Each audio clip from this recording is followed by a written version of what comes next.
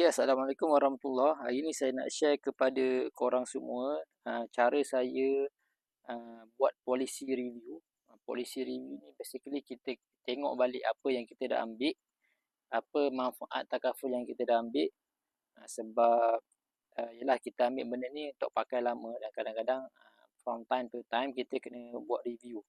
Sebab kita punya status dah berubah daripada bujang pergi berkahwin, daripada berkahwin anak seorang daripada anak tiga, pekerjaan pun dah tukar, komitmen pun dah bertambah, jadi kita kena buat policy review.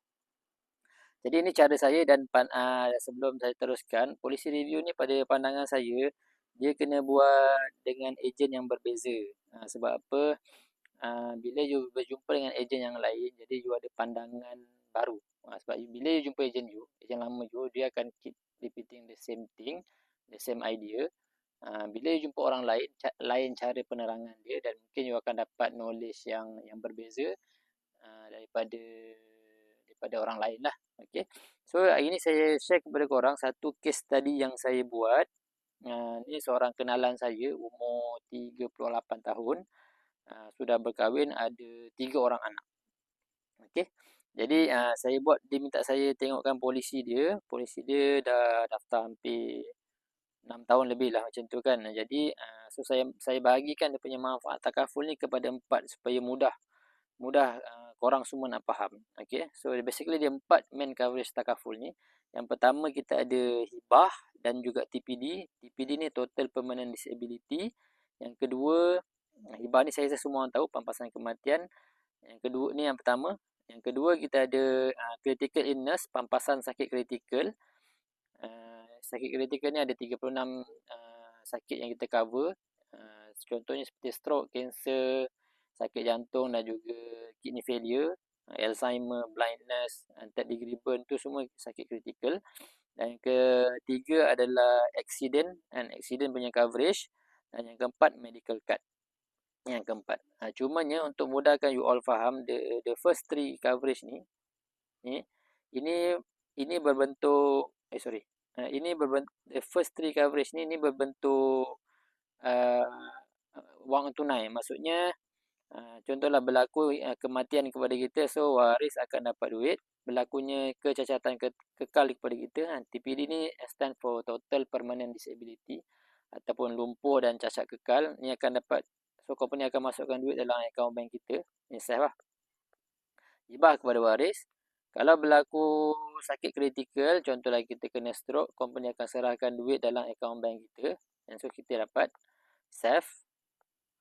Accident pun sama, jika berlaku accident kepada kita dan menyebabkan anggota badan kita hilang ke apa semua tu, kita akan dapat kita akan dapat duit dalam akaun bank kita. Cuma medical card ni lain sikit. Medical card ni coverage dia berbentuk hospitality, surgery, ubat-ubatan. Yang dapat duit adalah hospital, kita hanya claim kita dapat berbentuk rawatan kan, hospitality tadi. Jadi saya go through balik. So klien saya yang tadi, kawan saya tadi tu, dia punya pampasan hibah dan juga TPD dia 25k. Basically kalau hibah 25k, TPD pun 25k. So coverage lama dia tu bagi pampasan kematian dan cacat kekal kepada dia 25,000. Yang warna hitam ni coverage dia ada. Pampasan sakit kritikal 50k. Ni kalau nak tahu kepentingan sakit kritikal ni, kena beritahu saya, kena jumpa saya depan-depan lah, saya share. Pampasan accident dia 20k dan juga dia punya medical card cover 1 million. Okey. Tapi kita discuss, you kena faham orang yang tak logik lah bagi seorang individu yang ada anak 3, anak kecil, isteri tak bekerja, ada pampasan kematian 25k. Itu tak logik lah. Saya share kepada dia. Jadi dia minta saya pandangan berapa yang dia kena ada. Saya cakap dengan dia simple, kita buat the minimum coverage adalah 150,000. Jadi saya offer dia satu manfaat yang baru untuk hibah dan juga TPD 150k. Jadi logik lah. Dulu dia daftar takaful masa dia bujang. So bujang ni hutang tak banyak, lepas tu komitmen tak ada, lepas tu anak isteri pun belum ada.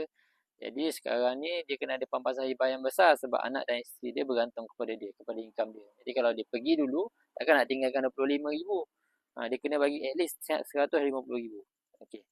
Saya maintainkan coverage critical illness 50k.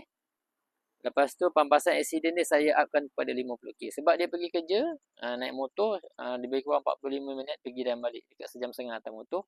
Jadi saya upkan coverage accident dia dan saya tambah Dan saya tambah lagi satu sub benefit dalam manfaat aksiden ni. Allowance MC jika dia terlibat dengan kemalangan jalan raya ke, kemalangan dekat rumah ke, kemalangan sukan ke, di MC 7 hari seminggu kita akan bagi dia RM500. So kalau dia terlibat dengan kemalangan, aksiden, cuti 2 bulan. Contoh main bola ke, ACL ke, cuti 2 bulan. So basically dia akan dapat sebulan 2,000 lah, sebab seminggu 500, sebulan 2,000, 2 bulan RM4,000. So dia akan dapat duit dalam akaun bank dia. Ataupun kemalangan dia tu kemalangan tu dia menyebabkan dia TPD, kan. Dia masih lagi ada manfaat ni. Kalau kemalangan tu menyebabkan dia lumpuh atau cacat kekal, bedridden, jadi kita akan bagi dia RM1,000 sebulan selama 10 tahun. Sebab dia dah tak boleh kerja, kan. Dan yang terakhir, dia punya coverage medical card dia ni, saya kurangkan daripada 1 million kepada 200k, sebab kita nak kurangkan caruman medical. Kita nak kurangkan caruman bulanan tu. Jadi dan saya tambah sekali medical card untuk anak dan wife dia. Jadi saya nak ingatkan balik, sebelum ni dia bayar untuk the whole manfaat ni, kan. Dia bayar ni, yang warna hitam ni 325. Dan belum campur anak dengan isteri tau. Jadi anak dengan isteri dia, medical card anak dengan isteri 210, isteri 210, anak dia 185. Jadi total dia bayar adalah RM720. Bila saya buat review dan saya propose saya punya bahagian, dia punya coverage life takaful dekat yang 3 ni, kan, yang warna merah ni, plus medical card dia, anak dia dengan wife dia, total jadi 505 saja. Jadi dia jimat RM215, kan. So dia ada life takaful, kan. Dia ada life takaful plus 3 medical card. Total dia bayar hanya RM505 sahaja.